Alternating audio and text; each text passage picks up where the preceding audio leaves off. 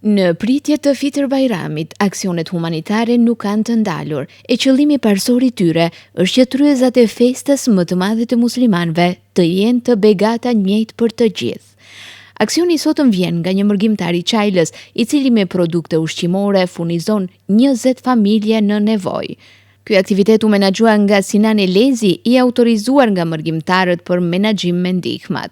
Shpërndarja bëhet sipas listave të përgatitura paraprakisht, me qëllim që asnjë familje nevojtare të mos e vuaj brengën e furnizimit.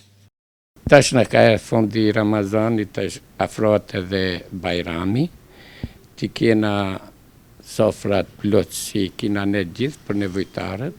Kjo dhurat vim për një bamirë si Çajlës që gjendet në Gjermani, është gjithmonë bamirë si rregull.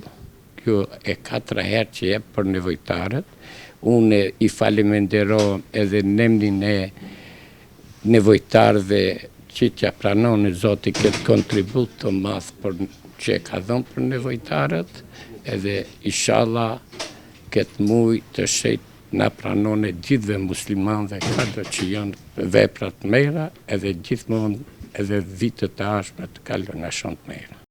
Elezi e ka shfrytzuar këtë rast për t'i falenderuar bamirësit që gjatë gjithë muajit Ramazan janë kujdesur që me produkte ushqimore t'i furnizojnë të gjithë vëllezërit dhe motrat e tyre në nevojë.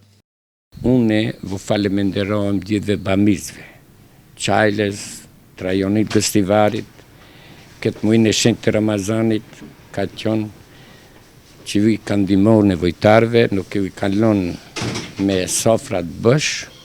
Unë personalisht në emrin e nevojtarëve u faleminderoj shumë. Zoti va pranov këtë sadaka të madhe që va kanë gëzuar sofrat nevojtarëve.